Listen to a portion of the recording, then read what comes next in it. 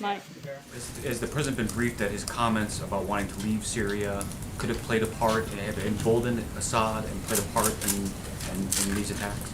The only individuals that played a part don't reside in this country, and I think we've made very clear who we think is responsible for these attacks, and to try to conflate that and make this on any part and blame on this president is absolutely ridiculous. He has criticized others for signaling military plans. It seems to be what he was doing here. Does he regret those comments that he made last week? The president's been clear that he wants to make sure that we have the defeat of ISIS. We've also been clear in our actions, as you have seen after previous chemical attacks, what this president has done, and I think we've been very upfront on that. John? Sarah? But sir, didn't the president, by saying that he wants to get out of Syria, essentially give a green light to Assad to do this, as John McCain has suggested, that the United States was leaving, was kind of pulling up and leaving it to... Look, we're still there, and I think that it is outrageous to say that the President of the United States greenlit something as atrocious as the actions that have taken place over the last several days. The President once again made very clear how he feels about those types of actions when this took place roughly a year ago, and we're going to continue looking at all of our options on the table currently. Well, John McCain said that emboldened Assad, that this was sending a message to Assad. Is that still his position? I think the message that we sent to Assad was very clear, both in the president's words over the weekend and in our actions that we've taken in the past. Sarah, 2 questions on Syria. With all that's happened with Russia, with the sanctions last week and now these strong words associating Russia with the Syrian attack, is there an expectation or a feeling that diplomatic relations with Russia, with this administration, with our country, with Russia, are eroding? We've been very tough on Russia for quite some time. I think the only people maybe that didn't understand that or see that were members of the press who continually questioned that. Now I guess people are concerned that we're being tough on Russia. I guess I'm confused on which way you want to have it. The president would like to have a good relationship, but that's going to be determined by the actions that Russia takes, and we're going to continue pushing forward. And second question, the items on the table, beyond strikes, is there a thought or on the table regime change with Assad? And also, where does diplomacy play in this, even with the strikes and all of this that you're saying is on the table? I'm not going to get ahead of any potential options that the president may or may not take, but I can tell you that we're reviewing a wide range and a number of different options. Hallie? Thanks, Sarah. I've got 2 for you. First on Syria, we talked about the idea of a possible military option being a deterrent. Last year, we heard something very similar from the president, who called that chemical attack last year an affront to humanity, said it cannot be tolerated. Is the White House worried that Assad is now making a mockery of President Trump's threats? Not at all. What our concern is about is the fact that the Assad regime has taken an outrageous action against innocent civilians. Our focus is on responding to that, and that's what we're looking at. And then I wanted to follow up on something from last week, just because we didn't get a chance to, and specifically your comments citing the LA Times article when asked, I think by John here, about the president's rape remarks at that event last week. That didn't actually back up the president's claims. You actually, last fall, admonished reporters to make sure that we hold ourselves to a high standard of accuracy. Does the president also need to be held to that same standard of accuracy?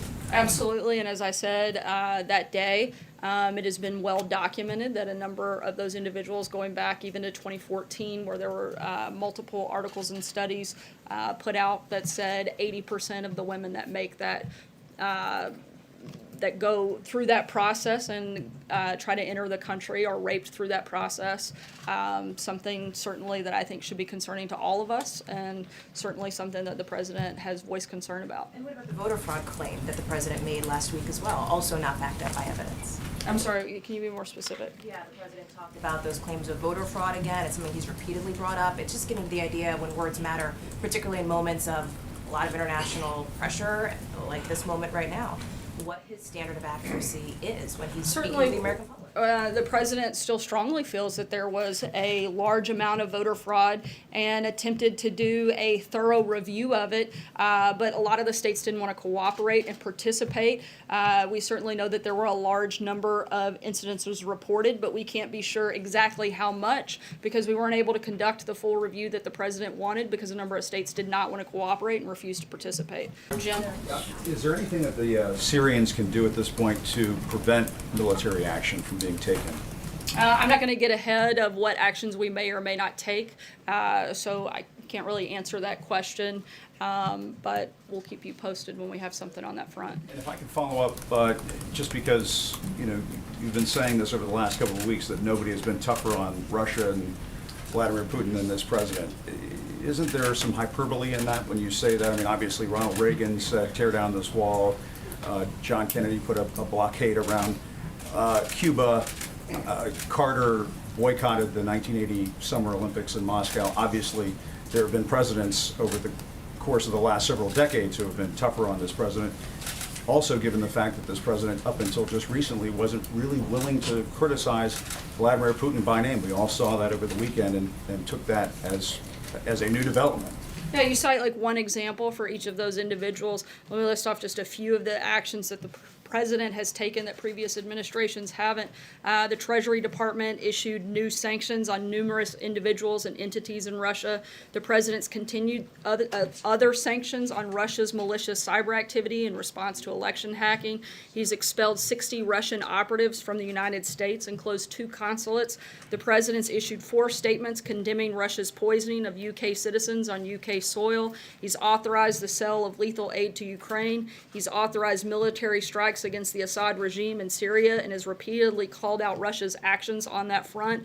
We've also exported energy to our allies in Eastern Europe. Look, I think that you named off 1 or 2 things. It is without dispute that this administration and this president has done a number of things to be tough on Russia. So the president says that Vladimir Putin may pay a price for what's happening in Syria right now. After all, the Russians were supposed to be responsible for helping the Syrians remove the chemical weapons from Syria. When the president says that they may pay a price, we should take that to the bank? I'm not going to get ahead, once again, of any actions that the United States may or may not take, but I think the president's been clear about what his intention is. Josh? Scott Pruitt, EPA administrator, often flew first class, had a $50 a night rental on Capitol Hill, and tripled the size of his security detail. Can you explain what the president meant when he said rent was about market rate, travel expenses okay, security spending somewhat more, but it was okay? Why did he say that? He was referencing a report done by the EPA, which we are continuing to review. But in that, it cites that the apartment was at market value and goes into other details, and that was what the president was reflecting. $50 a night on Capitol Hill with lobbies, that was a market value according to the EPA? Yes, according to the Office of Government Ethics. Travel spending okay. Is the president okay with cabinet secretaries taking first class travel and tripling the size of their security detail? Is that okay? Again, we are reviewing the specifics of each of those components. I know there was a much larger number of security issues surrounding the EPA administrator than in the past, but for specific questions beyond that, I'd refer you back to the EPA. Were those security issues, or were those included in police reports? Because there's been reporting that across the country no one found the death threats or, police reports that jeopardized his life or safety. What are you talking about? When you I can't comment about police reports, but I do know that there have been a number of questions raised. And again, we're continuing to review that. Until that's complete, I'd refer you back to the EPA beyond that. Dave? Thanks, Sarah. At the cabinet meeting this morning, the president was talking about the potential impact of Chinese tariffs on American farmers. And he said the farmers are patriots for being willing to take a hit. And then he said, we'll make it up to them. What did he mean?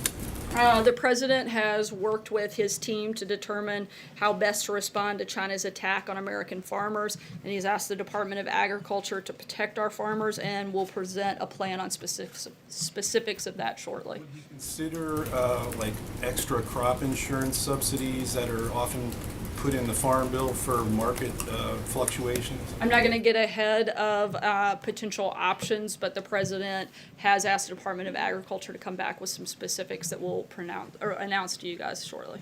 Zeke. Hey, thanks, Sarah. First, the news I saw this morning about apparent strikes carried out overnight. Does the United States believe that Israel was behind those strikes, as the number of reports claimed? Was the United States given a heads up by the Israeli government? I can only speak on behalf of this government. For questions on that, I would refer you outside. I can tell you at this time the United States is not conducting airstrikes in Syria, but I can't go beyond that at this point in time. Thanks so much, guys. Have a great day.